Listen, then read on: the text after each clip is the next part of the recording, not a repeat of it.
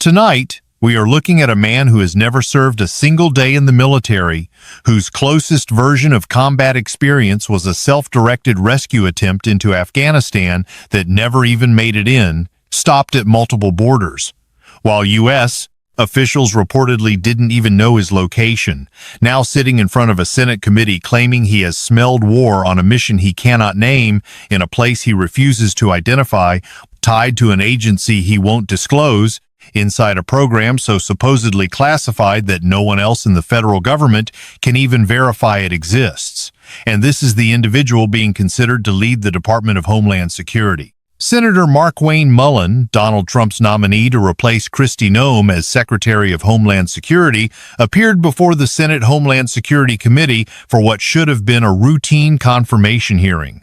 But that routine collapsed quickly when Senator Gary Peters began pressing him on his own public statements, recent, repeated, and highly specific claims about involvement in overseas operations. Peters came prepared.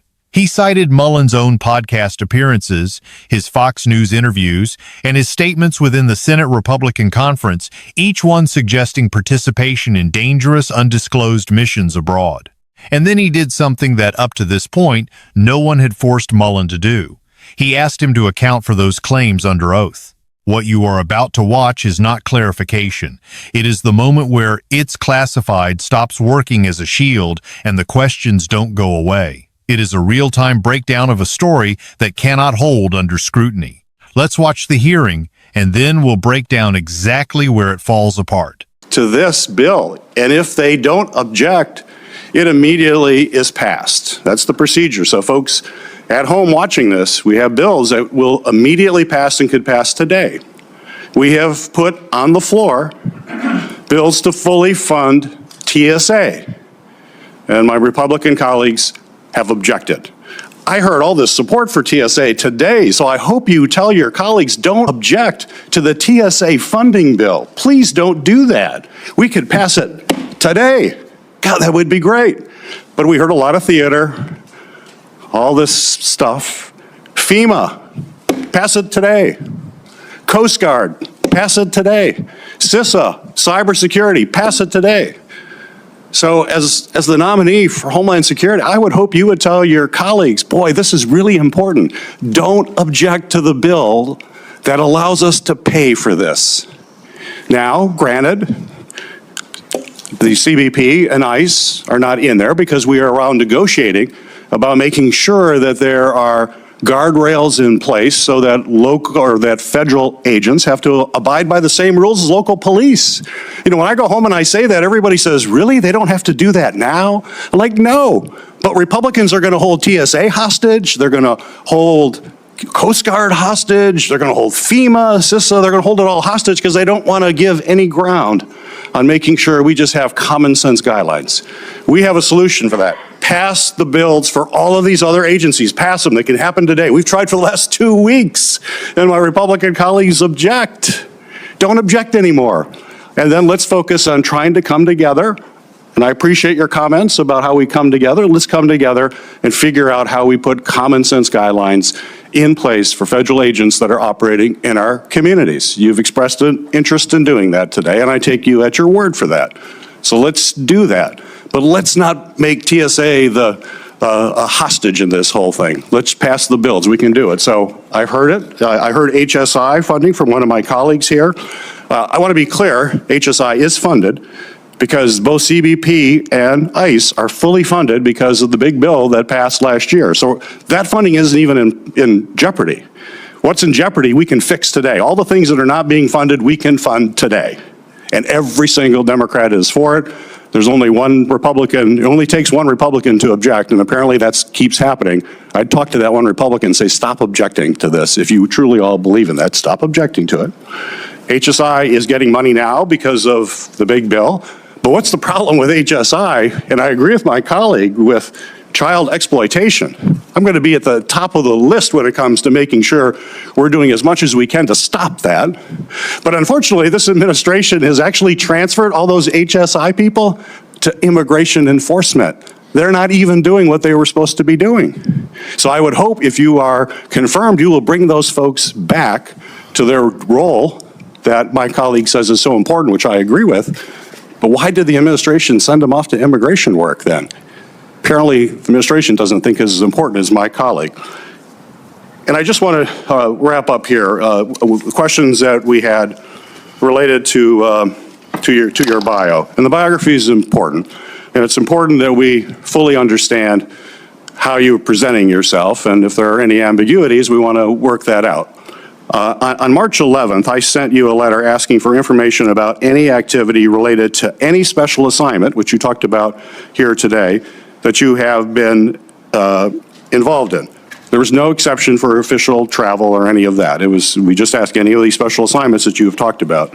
You responded to the committee in that letter by saying my voluntary work included special assignments outside of DOD, was that I offered support and mentorship from a Christian perspective to both Afghans that supported our efforts and other personnel that served in war zones. You stated your special assignments occurred intermittently between 2006 and 11. My letter did not exclude official travel, and it also gave you explicit instructions in that letter for providing classified information, how we could do that, and do it in a way that protects that classified information. You didn't provide any of that. And today is the first time that I'm hearing about your classified activities from 2015 to 16. Quite frankly, as we've had these conversations, you have not been forthcoming with me or this committee. The story always seems to evolve, to kind of change. And as you know, candor, honesty, transparency are absolutely critical, particularly at this time to try to build trust as the Secretary of Homeland Security. So we have to clear this up. We feel pretty strongly we have to understand exactly what this is, especially with all your public comments that have raised a lot of questions. We've checked. The SCIF is available. We're going to go in the, we would love to have you come to the SCIF and tell us exactly what you're talking about. I think that'll put my colleagues' mind at peace. Would you be willing to go to the SCIF this afternoon and tell us the classified activities you're talking about? Sir, I think this committee made it very clear with the paperwork they gave me that I do not have to disclose my my official travel. That was part of the documents. And it went over 2 or 3 times. I complied with exactly what the committee said. And there is no statement for, or no area for mission work and mentorship that was a volunteer basis that I did on my own time. And it was very specific over and over again that you don't have to claim official travel. We want to know what this supposed classified work was. We have real questions about it. I asked the FBI yesterday, I said, and if someone had appeared in any classified document, any document, would that be in this report? And they said yes. I said, well, I don't see anything for Senator Mullin. Why is that? They said nothing showed up. We queried the Department of State, the Department of Defense, other intel folks. So you're in no classified document that the federal government has according to the FBI, and yet you're telling me you did all this classified work. I don't understand how that recognizes. Sir, I didn't say all. I was very clear with what I said. I get what you're trying to get to here, and that's fine. But I complied with everything the document said, and it was official travel, and it was a classified trip. Well, let me just chime in on this.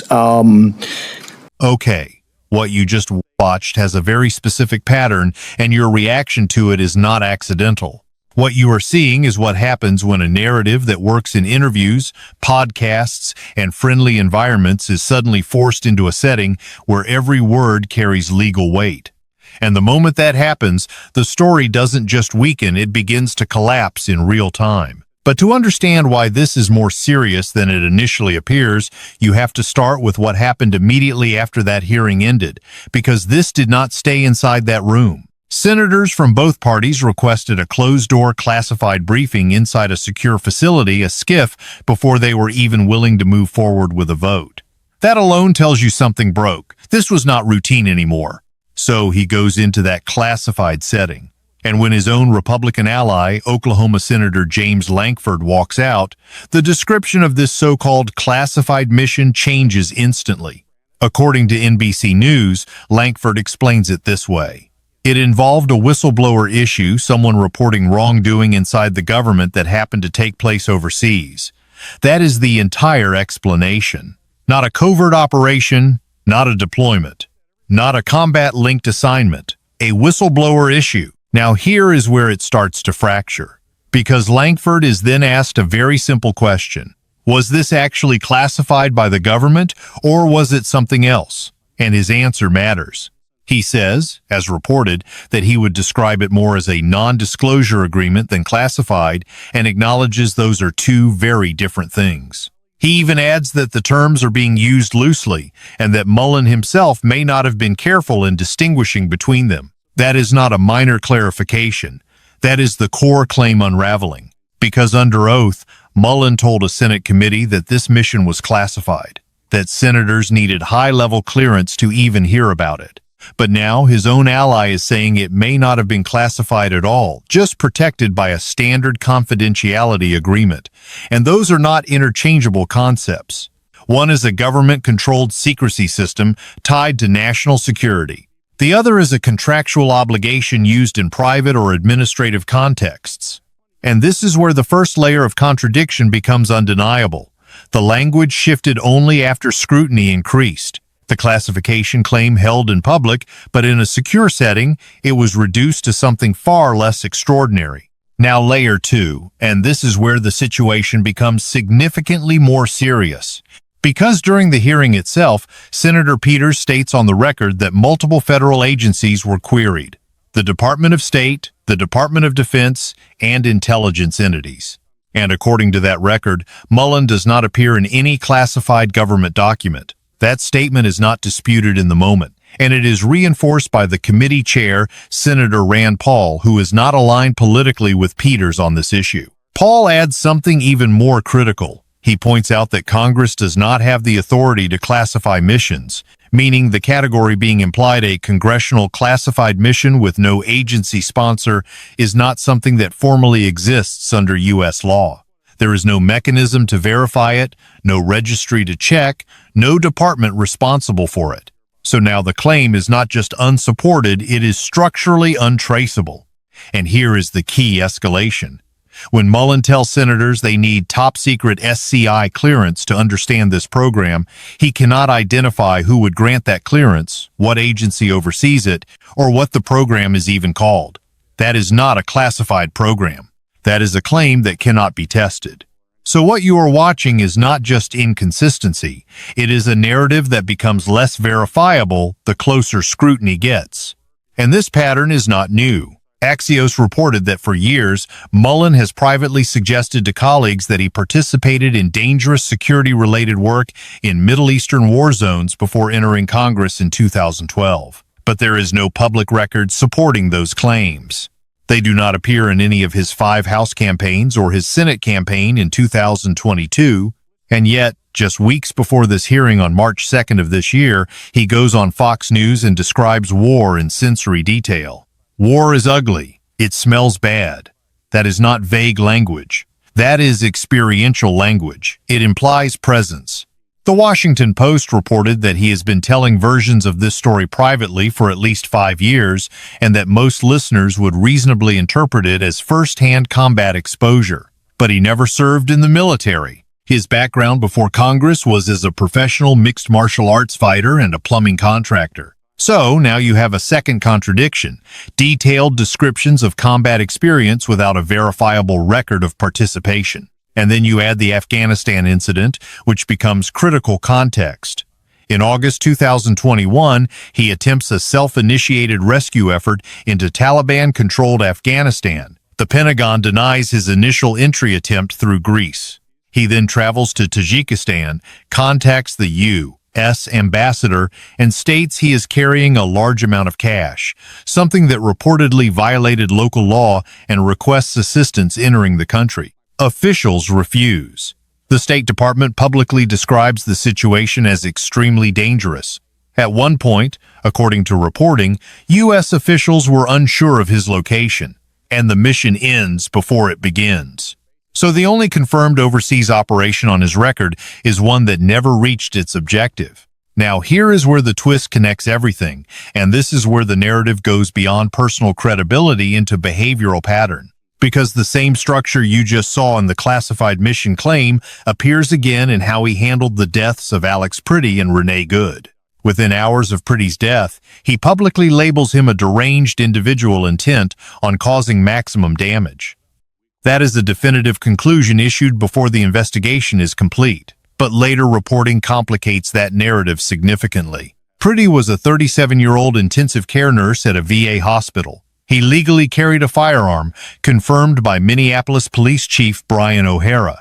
Multiple video sources reviewed by Reuters, the BBC, the Wall Street Journal, and the Associated Press indicate that an agent removed his weapon before another agent fired. NPR reports there is no verified evidence that he drew or threatened anyone. Even the Deputy Attorney General at the time steps back from the domestic terrorism framing, stating publicly that the situation did not meet that definition. So again, the pattern repeats, a confident public claim made early, followed by evidence that contradicts it.